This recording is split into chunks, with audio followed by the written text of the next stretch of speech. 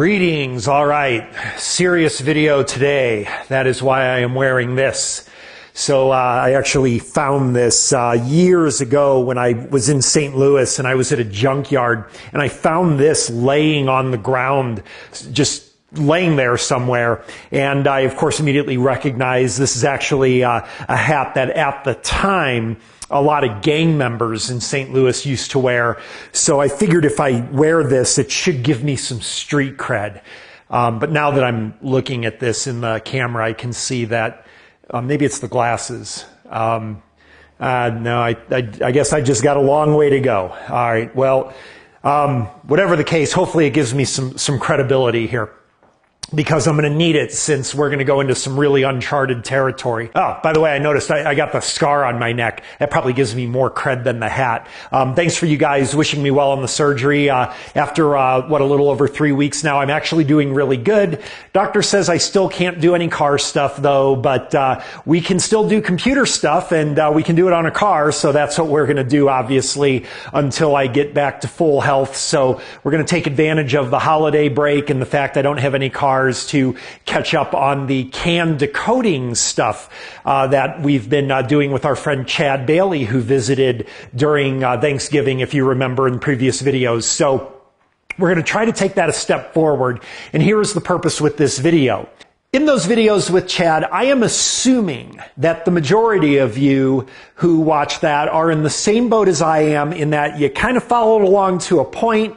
At best, you see that there is some kind of cool stuff that you can do, especially with his little gizmo right here. For only $10, I actually got this as a stocking stuffer for Christmas, so you'll recognize this as the $10 logic analyzer that Chad was using. We'll talk about that a little bit later when we finally figure out what's going on here, and I'll show you guys how to use this. But until then, what we're doing is, like I was saying, I think we are all in the same boat, most of us, probably 95% of us in the same boat, that we followed along to a point. We saw there's some really cool stuff you can do. On the paid channel, I, of course, go over a lot of CAN network diagnostics, not decoding, but diagnostics. And we'll continue to do more of that. But with the decoding, the problem is that a lot of that was, I think, so over our heads. We just didn't see where all this fits into a diagnostic application. Some of you guys maybe do. I am not there. And this video is going to kind of help document my journey into learning this. So obviously, once I learn this and get real comfortable with it and everything, we will show it to you much more simply. But the thing is, I also probably will need your guys' help if any of you are familiar, and certainly Chad will be watching this, and I look forward to his comments once he stops laughing at my attempts at this, because he's far more knowledgeable than I am. But what I want to do in this video, I want to try to tie in some type of a diagnostic potential application, not even an actual one, a potential one. And to start with that, I want to try to be able to get one of those decoded messages and tie it to something in English, something that I can relate with. Is it a message to the ignition system? Is it a message to the analog brake system? Is it a message from the BCM? What module even is it from? That's kind of where I got stuck, and I know a lot of you guys probably did too as well. Like, you've got all these cool decoded messages, and they're decoded in binary, but what is that message exactly for from the car that we can relate to? I want to see if we can try to do something where I can tie that. Even then, probably won't have any application, but the point is it'll just help me to understand what these messages are, how they work, and I'm hoping it'll help you understand too. And also there is oftentimes some value in watching, not just, here's how to do something or here's what I have learned, I am going to show you. But there's sometimes value in seeing here is how I learn. And, I've done a number of videos like this showing you this is how I teach myself. I'm not a mechanic. I don't go to, mechanic school or whatever, a tech school. I don't go to a dealer workshop to learn this stuff. This is how I have to learn it. So I'm going to kind of take you along in this video. Yeah, it's probably going to be an epic, disastrous failure. But at the same time, through my failures, obviously, I'm going to learn from some things.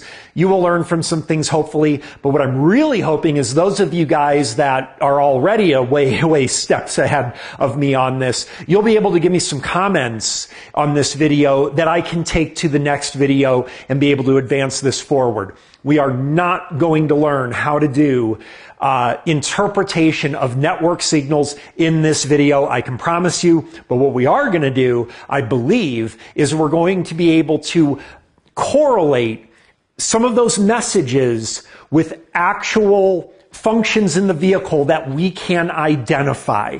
We will be able to tell at least what modules the messages are from, which may potentially be helpful in diagnostic application, and maybe even what those messages are actually commanding.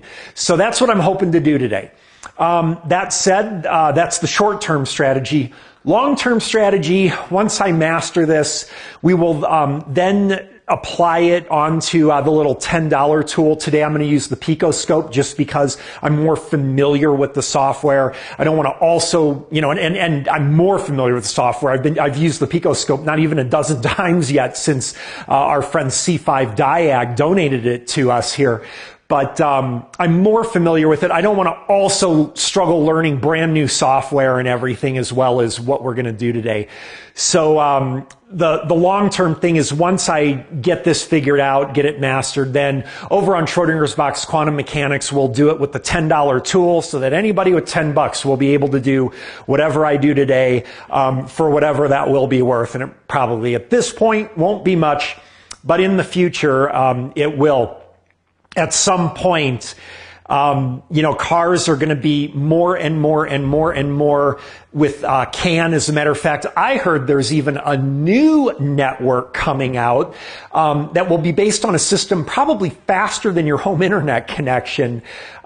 So if you don't start getting involved in this stuff, if you don't start cracking the egg on this a little bit, odds are you're going to find yourself well behind.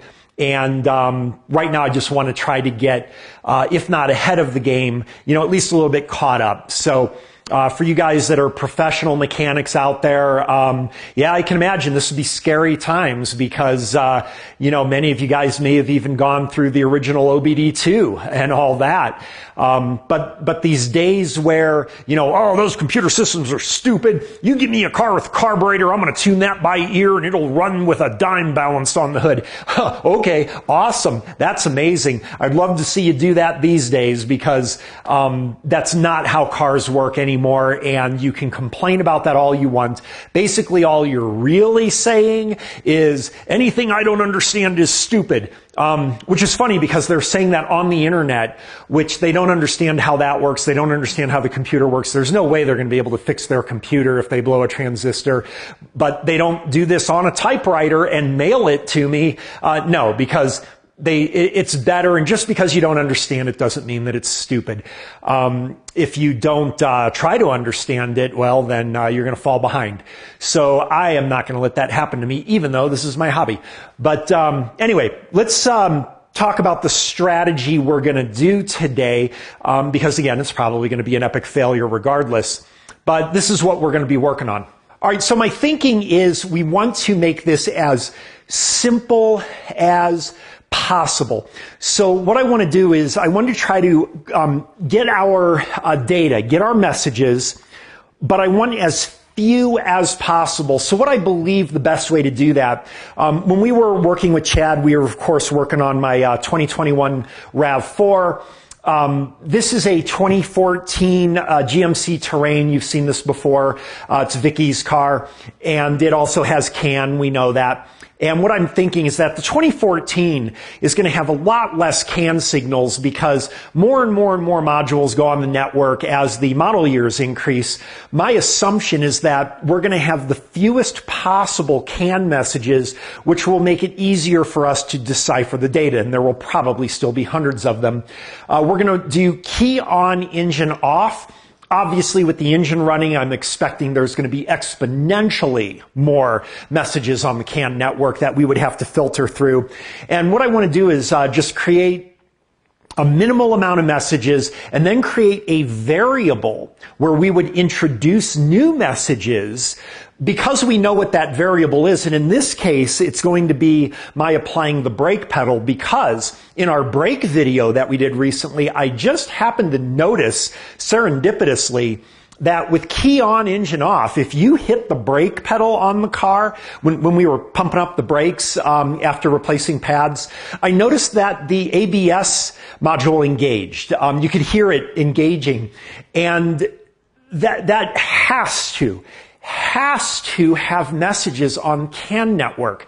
So by having key on, engine off, fewest possible messages, and then hitting the brake pedal, introducing some new messages with the brake system, I'm hoping that we can then subtract out the commonalities, and then the messages left over would be whatever you get when you hit the brake pedal. Those messages must be related with the ABS system. So, and then we can, where do you go from there? Hell, I don't know, man. I don't know. But at least it's a start. And that's kind of the thinking here. So we have already gone over how to make the connections and everything. We'll again do that once we use Chad's little tool in the future and everything. But right now what we're going to do is I'm going to do key on, engine off. We're going to hook up picoscope, and we're going to go ahead and get some CAN network messages as a baseline, and then capture those, and then recapture with brake pedal applied and see if we can find some differences. We'll see how it goes. Okay, we're going to go to Picoscope 7. Again, if you need basics on this stuff and everything, again, you can get that on my Schrodinger's Box Quantum Mechanics channel, and we get you at least up to this point pretty easily. But I'm going to assume that you either have watched that or you already know what we're doing here. Now, there's our messages there. Let's see what we want to do here. So one of the things I want to do is, I rewatched that video with Chad 4 times and honestly still didn't understand a lot of it. But I was thinking about this a lot on my own, and my guess is that with Chad's little gizmo, because it doesn't give a waveform analysis and everything, it's probably doing the decoding from the hardware, is my guess. And my guess is that probably Pico is doing the decoding from the software, from the actual data from on the screen here. That's again just my guess. So for that reason, I'm thinking I want to have as good a signal as possible. So before we do anything else, I want to kind of analyze our signal here. I believe that Chad had mentioned something that you want to be at least 10 times the baud rate for your sample rate on the scope. And I know the baud rate for CAN network is going to be 500 kilobaud, something like that, half a megabaud, and we're at 2 megasamples per second. So we're going to want to definitely step that up a lot. As a matter of fact, we just saw that channel over range message indicating that we are outside of the range of the plus or minus 5 volts. So we'll have to increase that to 10 volts. Well, that'll definitely do it. That's the wrong direction. There we go. So now we're going to be within the range. If we cut off any message input coming in, then my assumption is, of course, that we're not going to be able to decode that accurately. I definitely will need, actually I want to see if there's a difference here when I do this, when I increase the sample rate. So what we're going to do is, let's break this out. All right, and that is like super, super fast. I'm going to put a trigger on there. And let's see if we can capture a frame here. At least I guess it's a frame. I remember Chad calling it a frame. Again, I'm not even at the level where I know what a frame and a packet and all that is. But that, to me, looks like a good signal. temporarily, I do want to just increase amplitude just so I can see it a little better. I want to explode that out a little more. Bring that over. See if I can get that whole frame in there. And at this particular time base, probably won't be able to.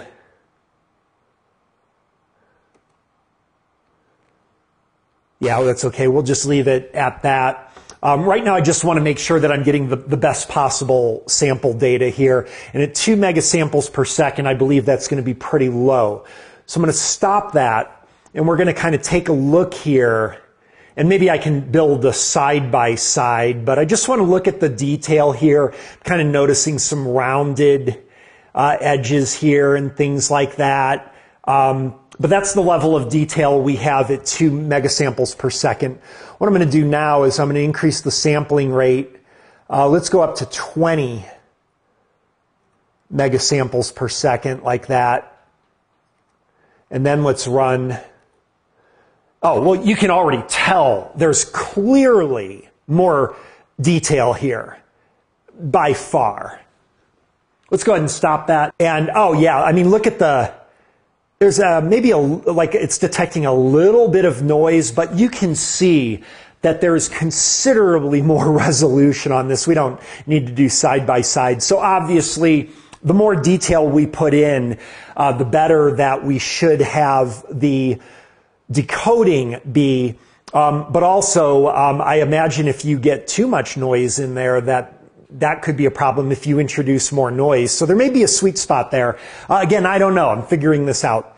But I do kind of like that detail there. We're going to need to put that back at 10 volts here because otherwise we would have the overages. Let me go ahead and remove that trigger. To be honest with you, I believe at this point we don't even really need this data here. That's a lot of messages coming in, man. That's a lot of messages, and the engine isn't even running. Wow. All right, so let me move this up out of the way here a little bit. And then I'm going to try another thing here. Have to move the red channel over here. I'm sure you've put together by now, the blue is can high, the red is can low. What we need to do now, well, we don't need to, but I'm going to try this. I have read up on this a bit, and I mentioned this in Chad's video, that I do know that the way this actually works, it actually doesn't use these messages. It uses a difference of these two. It subtracts channel A minus channel B, and that's what it, I believe, uses for the serial decoding. So I'm not totally sure on this, but I'm thinking if we just do that, if we do the A minus B, that's going to create this third channel. And this is actually what Pico uses for the decoding. What I'm thinking is let's just use that. I can make this a little cleaner because when we bring up our table down here for this application, that's what we're going to be interested in. The messages here on the screen, the decoding of those is not going to be useful. For what we want to do today, it's going to be that table that we'll bring up pretty soon. So if I hide A and B, that doesn't turn those channels off, it just hides them. You can see we're still getting the A minus B channel data. And what I want to do is I want to try to do the serial decoding off of this. And, you know, I may be wrong about this. Maybe it's just supposed to automatically do it. So I don't know whether, you know, Chad's watching this and he's like, way to go, Matt, you are getting it, or whether he's just laughing his ass off at my incompetence. But we're going to do A minus B threshold. Well, you can clearly see that we've got 4.8 up here. Is that right? Let me cancel out of that because it looks like the threshold is lower than this peak up here. Well, that's pretty close. All right, so maybe it does calculate what the peak was to set that threshold, I'm assuming. Hysteresis, that sounds like a feminine medical condition. I have no idea what that is. There's information. A noise rejecting range applied to the threshold. The range you enter is equivalent. Oh, well, that'd be really helpful if I knew what to use. But if we did a noise reduction, I'd be interested. Baud rate 500 kilobaud. That is exactly what I know we want for CAN. Now I'm confused on the high or low because it shouldn't matter. I wanted to do it from the A-B. So I'm just going to leave it at high. I don't know what that is. Okay, Chad mentioned move over to binary. To be honest with you, so I have played with this before. I've done the ASCII before, and that just decoded to complete utter gibberish. The hex, I'm thinking, I haven't tried that, but I'm thinking the hex is going to greatly condense. If we convert the binary to hex, that ID name is not going to be 10000011111000111. It's going to convert to something like A06 or something. And I'm thinking it's going to make it a lot easier for us to discriminate messages. Yeah, let's just try that. I'm not totally sure on that, but I would think that moving it to hex is going to be easier for our application. All right, let's finish that. And, we got some decoding down here, but I don't like the red X here in the CRC valid. I don't like that at all. Let's run this. Well, it gave some error. That was too quick to see, but it was something like reduce the number of samples. And what I want to do is I want to bring up this table. We mentioned this table last time, and to be honest with you, I had no clue what was going on there. Well, now I know this is a list of the messages, and for what we want to do, looking for differences, I'm not interested in this anymore. I'm interested in the table. But I'm also concerned about these how do I lift this table? Oh, right there. I just saw it. Right there, right there, right there. Oh, that was a nice little accident. That should drag the table up, I would imagine. Oh, sweet. So we've got a problem here in that, look at our CRCs. According to Chad, this means that it didn't properly read the frames, and I'm going to agree with that because we can see there's no IDs, there's no data, so my settings aren't right. One of the things is it had that channel sample issue. I wonder if I increase the sample rate. Let's just increase it to 80. I don't know, man. It doesn't look like that's helping. Now we got two messages. Well, I do know that when we did this with Chad, we read it off the CAN high. So how do I delete this thing? Can I delete it here? I do believe so. So I'm going to go over to, wait, that's our A-B right there. Oh, there's a delete button. I think I can delete. Yes, I do want to delete that serial decoder. Okay, so we're going to start this over again. I'm going to go to more, serial decoding, CAN, and this time we're going to do the way that we did when Chad was helping us out. So he did data from channel A. There is no way that threshold could be correct, I'm sure. I'm going to increase that just a little bit. Oh, look, it filled in this hysteresis automatically based on what? I don't know. But it also increased our baud rate. We need that at 500 kilobaud for CAN and high. Okay, let's see if that does it. I do want to see what happens with the hexadecimal. I'm convinced that that's going to be easier for our application. And then let's run this and see if it's any better. Too many samples, some waveform data is missing. Well, let's see here. Too many samples, are they referring to my sample rate or the number of samples? I can't do much about the number of samples coming in, you know. There's not much I can do about that. All right, well, right now I can't even get a stupid waveform. Let's delete that. Let me try this over again. Let's go to our views.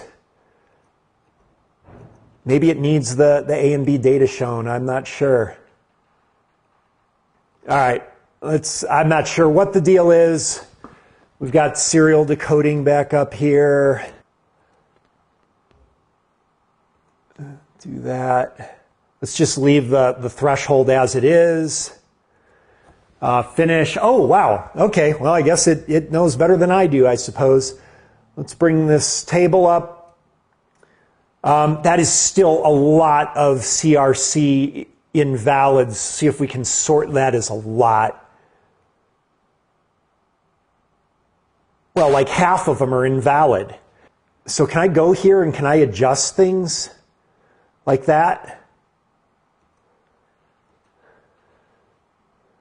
and see if it improves. All right, let's see what this does. Oh, well, that looks like more valid checks, I believe. Let's see. Well, yeah, we got way more valid ones here. I almost hate to do this, but I wonder, I still believe we may be out of that threshold. I wonder if I can improve it by increasing the threshold a little bit. All right, let's see here. Well, I like the way this looks for sure. Let's see if we can find out. Oh, look, there's just a few X's now. What's interesting, I noticed also they turn dark. The text turns dark when you got a CRC valid, I guess. See, it's red otherwise. And that's just a handful of invalids now. So I like this. I think we've got our settings dialed in. That's cool. We now want to, what did we want to do? We want to do a capture of this is what we want to do. One of the things, I forgot to look, we've got our IDs here, and you can see that the IDs are much simpler than 00011101110. You can see that this is going to be a lot easier for us. Now, one of the things is it looks like there's some duplicates in here. I thought I just saw a duplicate come up. We can probably sort this. Yeah, there's definitely duplicates there. So like this 0AA, there's lots of 0AAs, but we also notice there's different data within them. That is complicating because, to be honest with you, I don't understand that.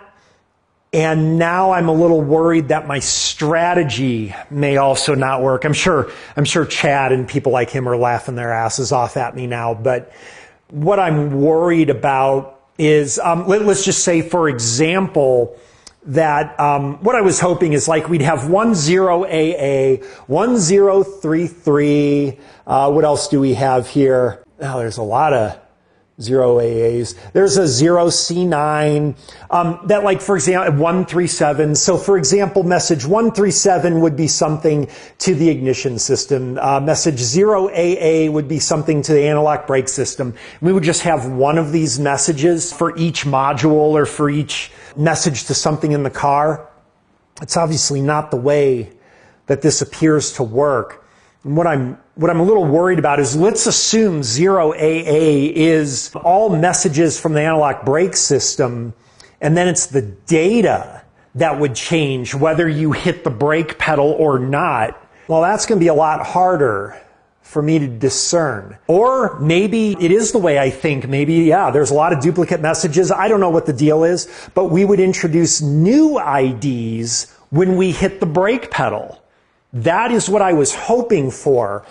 But it's also possible that you just have constant IDs regardless, and they either indicate, oh, this time the brake pedal's pressed, this time it isn't, but it isn't a whole new message ID.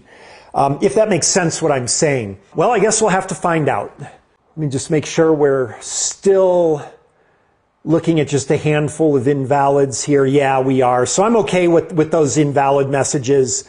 The vast overwhelming majority of the hundreds of these are valid messages. So what I want to do is this. We are going to capture this data.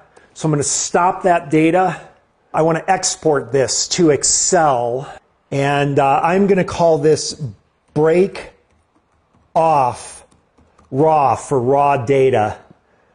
And we're going to go ahead and save that. Okay, and now let me just check to be sure. I'm assuming this is just going to basically be an Excel spreadsheet of what we just saw. And it is right on. And we've got our IDs there and everything. You know, I don't know anything about this, but I am actually fairly decent with Excel. And what my strategy is that we're going to be able to use Excel to isolate the difference in messages with brake pedal applied versus not applied. That is a lifelong dream of mine, to fix my car using Microsoft Excel. All right, now we need to create a duplicate of this, break on, and capture raw data. So let's apply that again. And let me do this. Let's capture data with the brake pedal applied. So, all right, and I just realized I've got a little bit of a complication here, and that is when I open the door, you hear the chimes and everything, and the problem is that also is going to be, I believe, through the CAN network on this car. So we're going to introduce new variables just having the door open like that, and I don't want to contaminate this. So I will need to be inside the car while I do this. So here's what I'm going to do. I'm just going to do this off camera. I'm just going to take my computer inside the car. I'm going to apply the brake pedal and then stop the buffer and then export that as well. So I'll be right back. Okay, so now I have created a file called brake on raw. And what I want to do, I just want to do a little quick experiment here. I want to see how many entries there are here. All right, we can see I've got 6,269 messages here. Oh boy, this is not going to be very easy. Now with the brake on, I tried to get around the same time for capture. Now of course you've got, you know, like 2,000 messages per second coming in, so even just a fraction of a second difference is going to give a totally different number in the messages you capture, I assume. And here I've got 6,289 messages on the brake on. Remember there were, 6,269 messages on the brake off? So at best, and now that I'm looking at this, I really don't think this is going to work out as I hoped, but at best, what I'm hoping is that difference of 20 messages or so between these two files is going to represent the brake pedal being pressed. That's what I'm hoping. But now I'm becoming a little skeptical because this looks a lot more complicated than I thought. Ideally, what it would be is we would find 20 different message IDs here in this column, 20 different message IDs in the brake on versus brake off. And of course, those 20 messages would be attributed to the brake pedal. And then I've got to be able to prove that, which would be an issue. All right, so what we're going to do is before I start doing that, I do want to address some things that maybe some of you guys were thinking of, that I was thinking of too. Save changes. I didn't make any changes. I don't need to save changes because I know I saved it originally, although now I'm a little worried. Let me make sure it's still there. It is. All right, so what we're going to do now, I want to go back to Picoscope. And what we're going to do is I wanted to show some things that you guys may have been thinking that I was thinking, but it ain't going to work for sure because there's just plain too much information on this screen. And that is, would we be able to see, for example, if I introduce variables here, if I were to push the brake pedal, or I should be able to just even open the door, would we create a difference in the pattern that we see here? And the answer to that is I believe probably we would. We wouldn't see it. So we would create a difference, but we wouldn't see a difference is what I believe. But you know what? We're just going to try that. So what I'm going to do is let's try to simplify this as much as possible. I'm going to hide A and B. We're just going to have the A minus B up here. I'm going to explode that out a little bit with the amplitude and the longitude here. Actually, you know what? It's a little bit, we don't need nearly that sample rate too. So let me try to do something to speed this up and make this a little better. I'm just going to cut this down to like 10 megasamples per second. And let's see if we can, we'll start off with something like this. And then let's see when I even just open the door. You see, you don't notice anything different with that. Let me go ahead and hit the brake pedal. Again, I'm estimating at best, the brake pedal is going to introduce 20 new messages. You can hear again when I press the brake pedal, confirmation, and you don't see anything different there at all.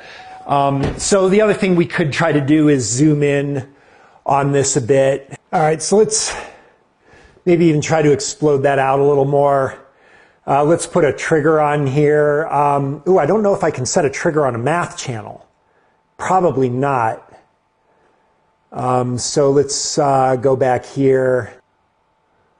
All right, we'll put a trigger right there. And again, you can see already this is just not going to work. This is why we have to do the table format. I'm going to try to introduce some new messages here, see if we change that pattern. As you can see, there's no way you're going to tell that you made any changes. So we are going to have to, out of those thousands of messages, separate them out. But I just wanted to show you that. If we only had 3 or 4 messages, then yeah, hopefully we would be able to do that. And then what we would be able to do is just look directly at the message itself and that identifier in the message and be able to pull out what was different. We are not going to have nearly that luck.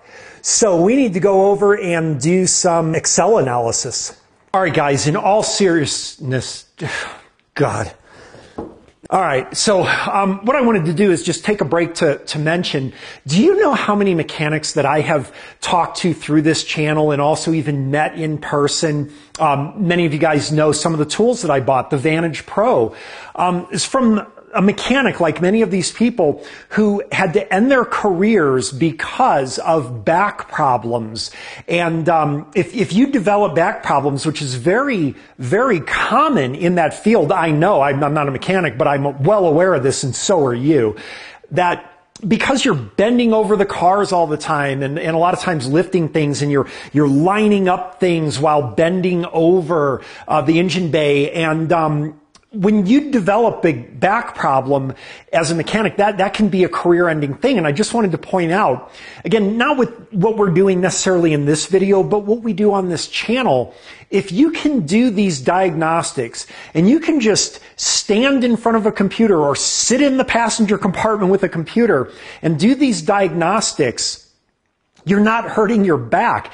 Even if you're going to do diagnostics and maybe in the more traditional way, and you've got a misfire and you don't know if it's plugs or wires or coils, so you're going to swap them from one to the other. Well, hey, that's great, but still, what if you have one of those cars where the rear bank is underneath the intake manifold, and sure enough, the misfire is in the rear bank. Now you got to take that intake manifold off. You're going to do your swaps. You got to put it back together. You got to, spend all this time leaning over the engine bay, just doing your diagnostic like that. You run the car. You still have an issue in the back row with the misfire, and you just put all that together.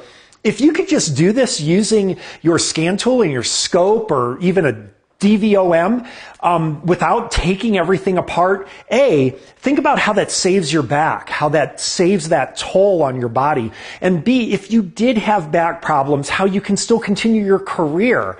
So I just really want to say, you guys that are following along with this and all that, just kudos to you, because most people won't do that anyway.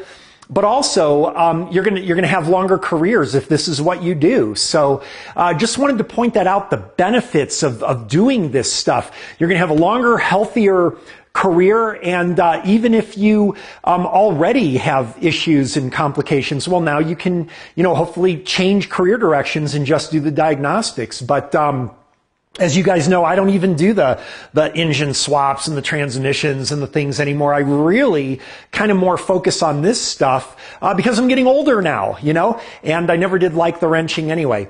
But just wanted to throw that in. And again, kudos to you guys that are following along with me on this. Yeah, I know most of you guys aren't understanding this too much. You probably wouldn't be able to do this on your own quite yet. I'm there with you. But again, if we just keep at it and keep learning from mistakes and moving forward, eventually we get there. You guys have seen this through the 8 years on this channel, so I just want to say congratulations to you guys who are sticking with me on this. We are luckily now going to get to something I'm a little more familiar with. When you're a scientist, you actually are usually pretty familiar with Excel, so we're going to go ahead and do some data analysis now. All right, this will probably be the dorkiest thing in the history of auto repair on YouTube, but we've got our 2 files here. We've got the break on raw file, the break off raw file, And what we are going to do is open the break on raw. Let's make sure you've got a good view of this here. All right, and I realize a lot of you are wondering, why not just do screen capture? It would come out so much clearer. And the reason is because the computer I use for my car diagnostics is kind of older, and when you capture large screen capture files, it turns out it doesn't really work out too well. So this is the best we got, but hopefully this will work. First thing I want to do, we want to clean out the files, especially of duplicates. I noticed there was a lot of duplicates when we were doing the live capture of data, and we want to clean those up. Ultimately, what we want to do is, let me clean up some of the stuff that we don't need. Well, strike that. Some of the stuff I don't think we need, probably because I don't understand it, so I don't think we need it. But I want to keep the CRC valid because I want to be able to differentiate. If we have some discrepancies, I want to know, was the message valid to begin with CRC check. I do not know what CRC, that must be some CRC data used to determine the validity, I guess. I don't know. I have no idea what ACK is. Not that we won't learn that later, but I just highly doubt it's important now. What I'm really interested, I don't know what any of these are at all, but again, we'll learn those later for sure. For what we are doing for just identifying the differences in messages, I'm really interested in just the ID and the data, to be honest. I honestly don't even think we need the buffer number and packet. I can't imagine we'll need that. Just to make this a little bit cleaner, what I'm going to do is I'm going to move my important data over to the left side, and then let's widen that out a little bit. And I want to insert a row here so that we can label this. This is going to be break on. Let me do this too. I just want to highlight this. Because what ultimately we're going to do is we're going to put another set of data here. And what we're going to do is what's called a VLOOKUP function, and this function is going to allow me to take all the data here, compare it with all the data next to it with Breakoff, and we're going to be able to identify all the similarities and then just separate out only the ones that are different. So I'm hoping that ideally we're going to find several message IDs here that are different in break on, unique to break on versus break off, and the VLOOKUP function is going to do that for us in like a second. You can imagine the challenge that would be with, what do we have here? Some 6,000 messages, right? If we were to just line them up side by side visually and do a comparison, that would be a disaster. We're going to need some programming help with that. So let's do this. But before we do that, I'm thinking we might want to actually remove these duplicates first because it'll just make it a lot less data to have to work with when we do that VLOOKUP. So what I'm going to do is do this. Let's create a filter here. And wow, so one of the things I noticed here is I'm actually using Microsoft Office 2003. The reason being because for my personal use, I am just not going to pay a subscription for Microsoft Office. I do have the latest version, whatever that is, Office 365 for work. But for my just home computer here, especially for a car, I'm not paying a subscription for Office. So I actually just use Office 2003. This is like, still off of a CD installation. And unfortunately, that's going to be a little challenge for what we want to do because there's less functionality, obviously, with a 17-year-old version of Excel here or whatever. But anyway, I am at least able to create my filters here. What I'm going to do is sort this ascending. And we can see the issue that we've got here is that we've got lots of identical IDs. Now, the thing is the data different? And it is. In a lot of them, not in all of them. Like check this out here. So here we have a absolute true duplicate here. Is there 3 of them? Yeah, there's actually 3 of them. No, because there's 0, 0 here and not here. So this is going to be really complicating. But the thing is, we want to get rid of any of these duplicates so that we're just managing less data. And I noticed that the buffer number and the packet, whatever, not totally sure what the deal is, but I believe it's just the same message that gets captured over and over again. And we want to get rid of those. So what I'm going to do, in the latest version of Excel, it's super easy to do. You just go to data and remove duplicates. We're going to have to do some magic on this one here, I believe. So let's try going to filter and advanced filter. And that is not what I selected. Why is that doing that? That's what I want. We're going to do unique records only and click OK. And you see that did some cleanup here. It also hides them as well. So the best way to do this, I'm going to copy this. You'll see there's going to be quite a bit less. There's still a lot of messages here, though. That's a lot more than I was expecting. But that's not nearly 6,000 of them.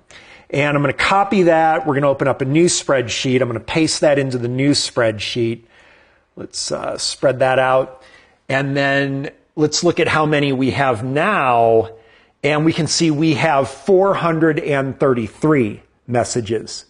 All right, that's nice and clean. What I'm going to do is save this file. So we're going to go to Save As, save it on the desktop. I am going to call this Break On Scrubbed, because we've scrubbed the data. Save it as an Excel workbook. It was previously, I think, like a comma delimited file from Picoscope. We want to save as a workbook, so any formulas or things that we use will still be preserved in the future here. So we've got that saved. There is our break on file with the duplicates scrubbed. One of the other things we could do also, again, we could apply that filter here. You notice, for example, in the CRC valid that we have no data in those because those messages didn't read properly. Here's another one down here. We could also set a filter up here, and we could just choose CRC valid as 1, and that would be only messages that have the validity verified. So that's another little cleanup we can do. But there weren't that many, actually. Now that I look at this, let's bring all of them back, and then let's sort it ascending. And yeah, look, there's out of the 437 messages, or 433, whatever it was, only like 30 of them were invalid. So that's actually pretty decent. All right, we don't really need to worry about that. Get out of that. Where is our break on scrubbed? So now we've got our break on scrubbed value there. What we need to do is the same thing and make a break off scrubbed here. Same thing here. We're going to get rid of the stuff that I do not believe is going to be differentiating or assist us in differentiating. We definitely need the data, and we definitely need the ID. We may need this other stuff. I don't know, but I really don't think that's going to be differentiating. I think the ID and data are going to be the differentiators here. Start and end time, I'm not worried about. Again, I don't think the buffer number in the packet is even relevant, but that may be. I'm just going to move this again into the front here, so our critical data is just nice and convenient over to the left side. Spread those out. And then we want to do the same thing here. I'm going to insert a row here, and this is going to be break off. And let's highlight break off in a different highlight color. Let's highlight that red. Okay, so there's break off. And again, what we want to do is remove any of the duplicates. So, man, it was a little touchy how that happened last time. Let's advanced filter, and let's pick our list range here. Unique records only. And I'm assuming that cleaned them up. And yeah, it did. I see some skips in the rows here. So I'm assuming we'll have pretty much a similar number. It looks to be about so. Let's go ahead and select all this, copy that, create a new, and we are going to save that as Breakoff scrubbed, and save that on the desktop. Yay. All right, so we got that copied actually. I already did that. Why is it asking me? All right, so we've got Breakoff scrubbed here. Let's go back to break on scrubbed. Go to sheet 2, paste in. It won't let me do it. I have to open up the other. Go back to Breakoff. Copy that. Minimize that. Go back to break on. Go to sheet 2. There we go. And now what we've got is, I'm going to rename this tab Breakoff and rename this one Break On. All right, so now we've got our two different data sets here. That's going to make the VLOOKUP function a lot easier to do. All right, so let me save that. We no longer need our Breakoff scrubbed file anymore, and we are good. Now what I want to do is set up VLOOKUP so that we are going to be able to see the messages from the Breakoff and separate those out from the break on.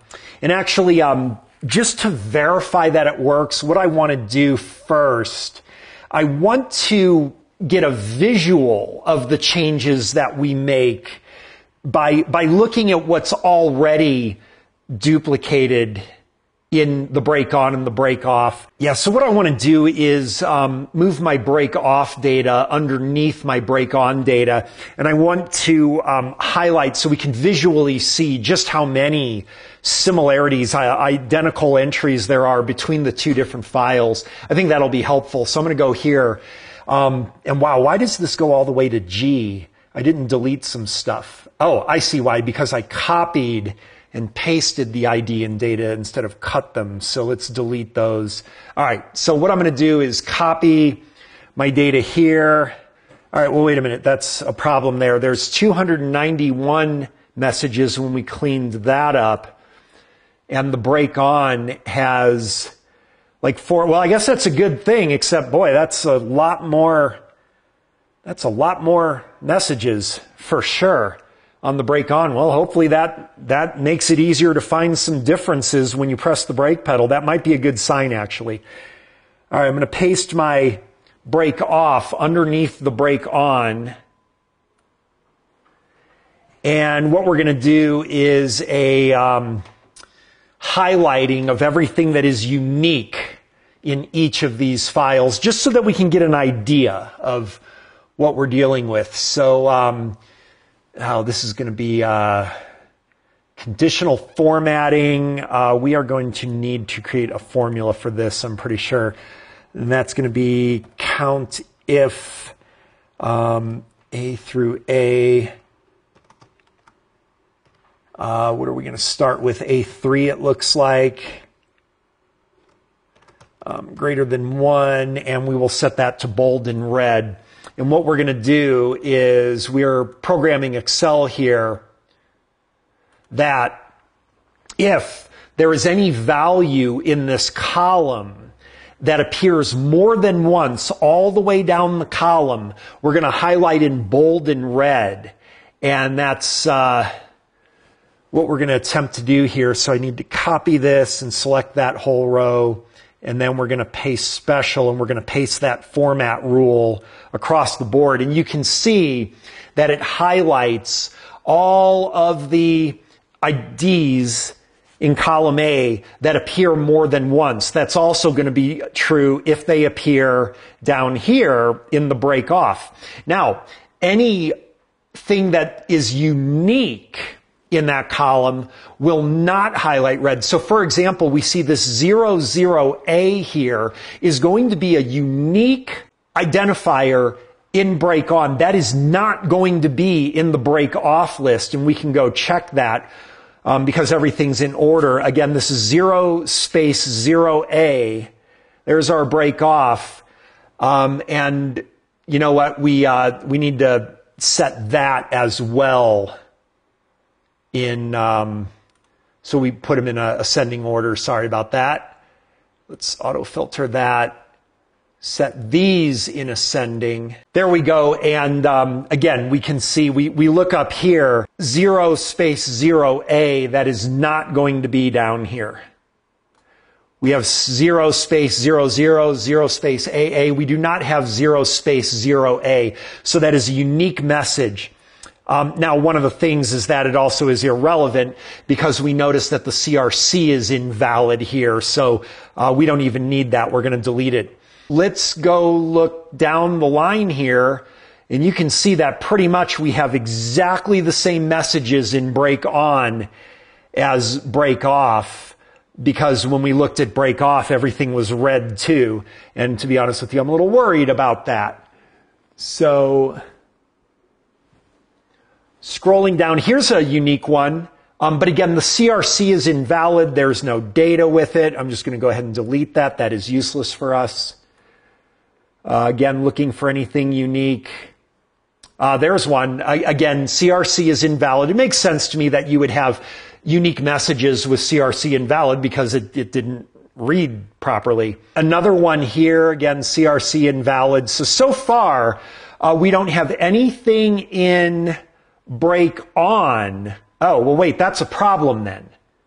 And I didn't do this backwards, but we don't have anything in break on that is unique now to break off.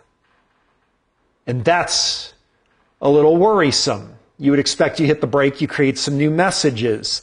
So let's look through break off, look if there's anything. Well, there's one. Again, invalid message, unique but useless. Here's another one. Again, the CRC did not decode. So that doesn't help us much. Oh, and well, wait, here's a couple right here. Okay, so this one, these two are useless. CRC is 0. But check it out. We've got 530 and 772 with data in them, and the CRC checked. So that's unique, and that's unique. Whoop, that one. These two are unique IDs, but they're in the break off. Wow, what a drag that is, for sure. So what I want to try doing now, let's copy those, and we are going to paste those up there, and I'm going to call this Breakoff Uniques. Admittedly, I'm a little bit, I don't know, it's a little bit of a problem here that it's on the break off. If these two were on the break on, I'd say, well, here you go. These are the messages you introduce when you push the brake pedal. But I can't explain why they're unique in break off. That's a little bit disturbing. Let me try another thing. The other thing too is we don't have to do VLOOKUP now because we only have two things. So that in a way makes it easier. I'm going to try something else here. We're going to search the formatting in the data as well.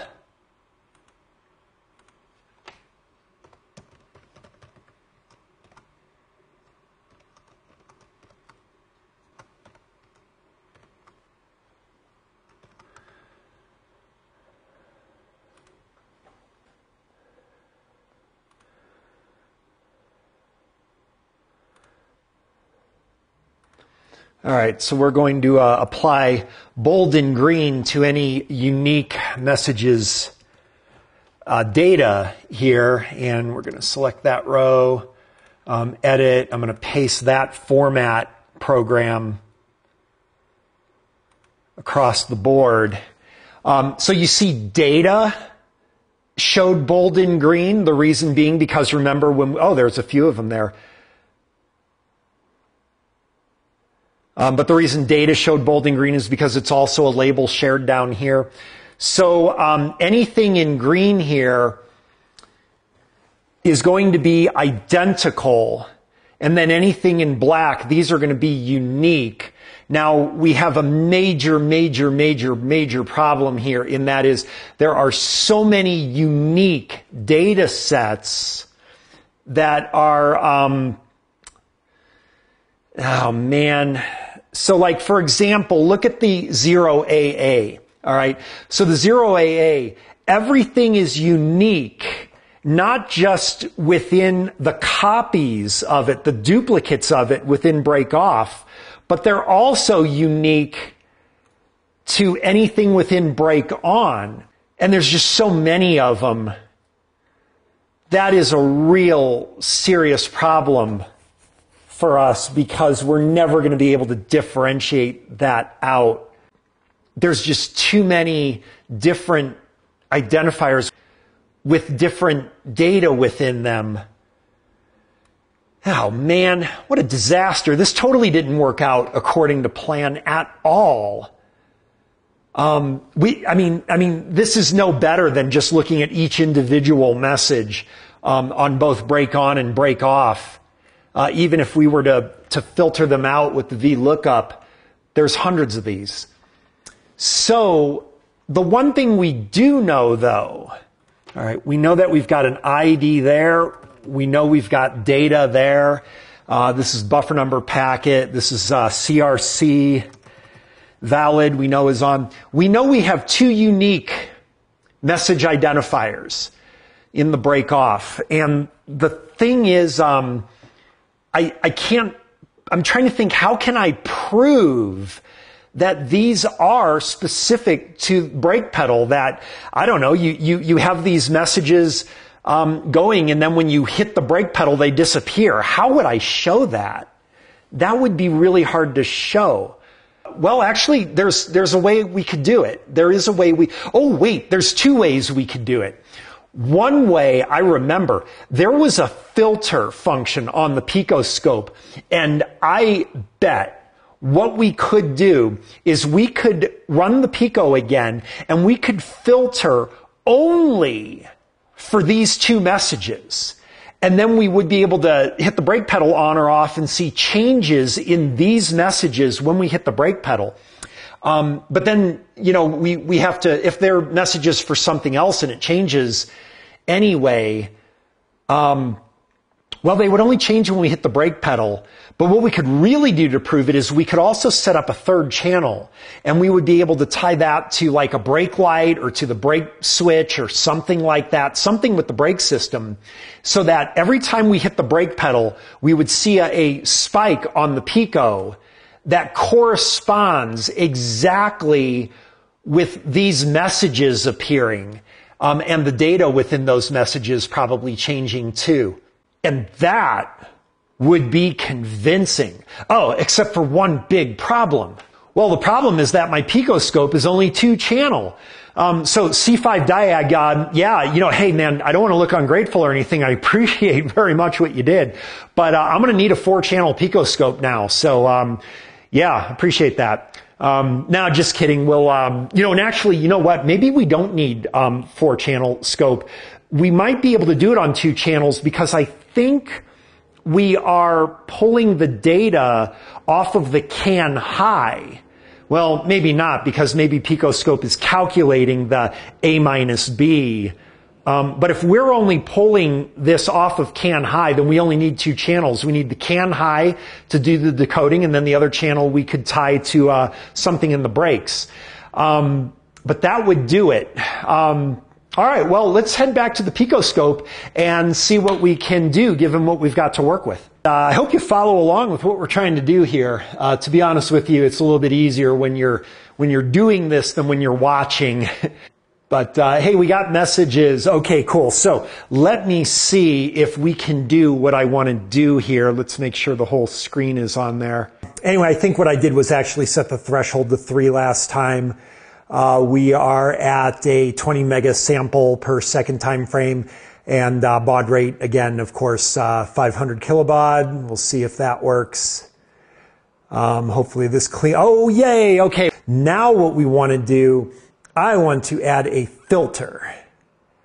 And the ID is equal to, I wrote down our IDs. One was 530.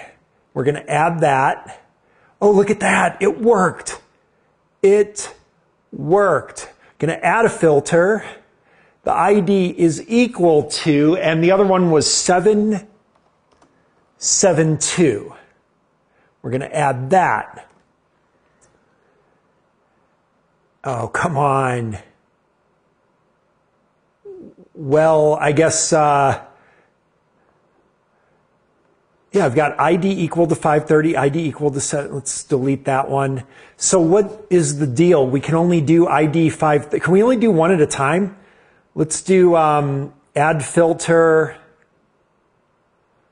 ID is equal to, is that our only? Yeah, equal to, what was the one that didn't work? 772?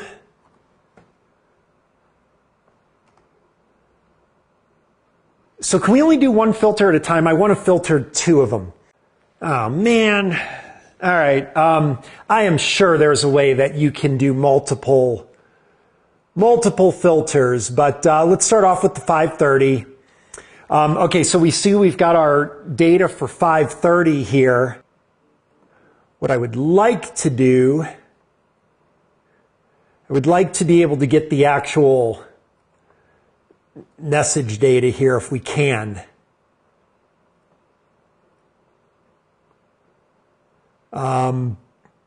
Really don't need the A and B. I just want the decode channel here.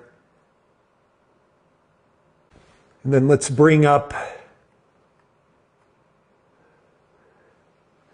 our table here. What I want to do is see, do we get any changes anywhere when I hit the brake pedal? So, all right, going to hit the brake pedal here. And it didn't change a damn thing. Like, really?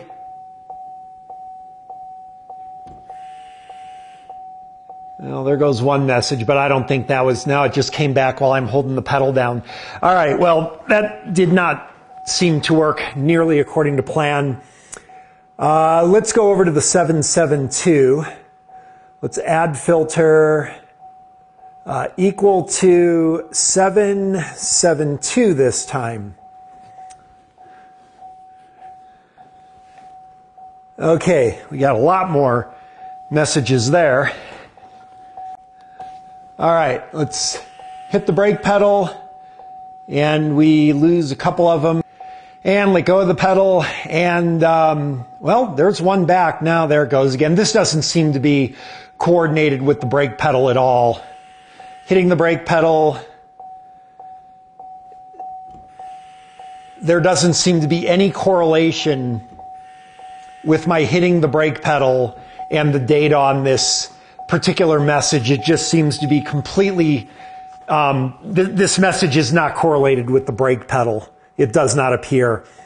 Okay, that really sucked. So what we want to do now is I want to try to find, can we correlate any messages with activity of the brake pedal? Now, in order to do that, we would need to be able to do this decoding just off the can high. So what I'm going to do is, we've got back to our all here. Let me bring in also some of my views here. We're going to bring back in A and B.